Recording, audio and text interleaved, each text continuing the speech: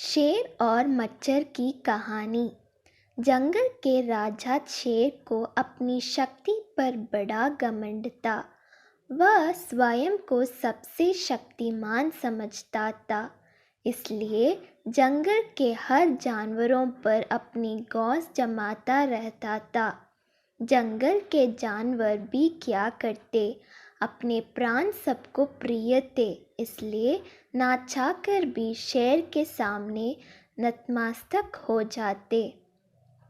एक दिन दोपहर के समय शेर एक पेड़ के नीचे सो रहा था।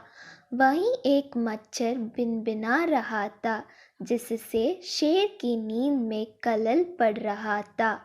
वह एक मच्छर से बोला, हे मच्छर, देखता नहीं मैं सो रहा हूँ, भाग यहाँ से, नहीं तो मसल कर दूंगा।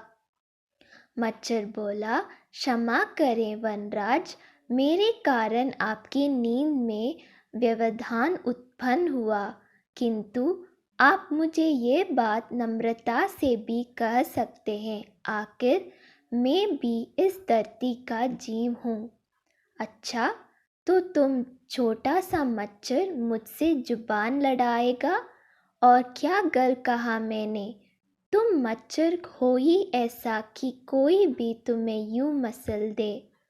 मैं तो ये बार बार कहूँगा, क्या बिगाड़ लोगे तुम मेरा? मच्छर को शेर की बात और व्यवहार बहुत बुरा लगा।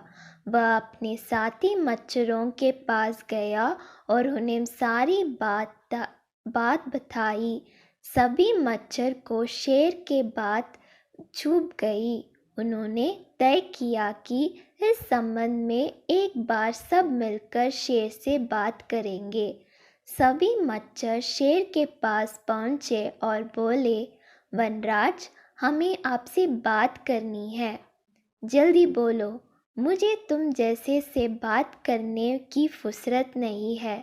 शेर बोला, वनराज, आप होंगे बहुत शक्तिशाली, किंतु इसका अर्थ है कथिया नहीं है कि आप अन्य जीवों और प्राणियों का मजाक उड़ाएं या उन्हें नीचे दिखाएं। मच्छर बोले, मैंने जो कहा सच कहा, मैं सबसे शक्तिशाली हूँ और मुझे कोई हरा नहीं सकता। घमंड में चूर शेर गरजा।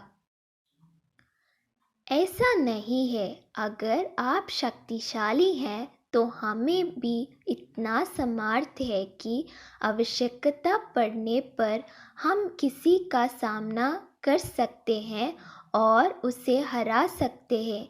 हम आपको भी हरा सकते हैं। मच्छर भी चुप ना रहे। यह सुनकर शेर हंसते हुए बोला, तुम लोग मुझे हराओगे? तुम लोगों की इतनी हिम्मत कि मेरे सामने आकर ये बात कहो? मेरी शक्ति का अंदाज नहीं है तुम्हें, अन्यथा ऐसा कभी नहीं कहते। अभी भी समय है, भाग जाओ यहाँ से, नहीं तो कोई नहीं बचेगा। शेर के घमंड ने मच्छरों को क्रुद्ध कर दिया। उन्होंने ठान लिया कि इस शेर को मज़ा चखा कर ही रहेंगे। वे सारे एकजुट हुए और शेर पर टूट पड़े। वे जगह जगह उसे काटने लगे। वह दर्द से घबरा उठा। इतने सारे मच्छर का सामना करना उसके बस के बाहर हो गया।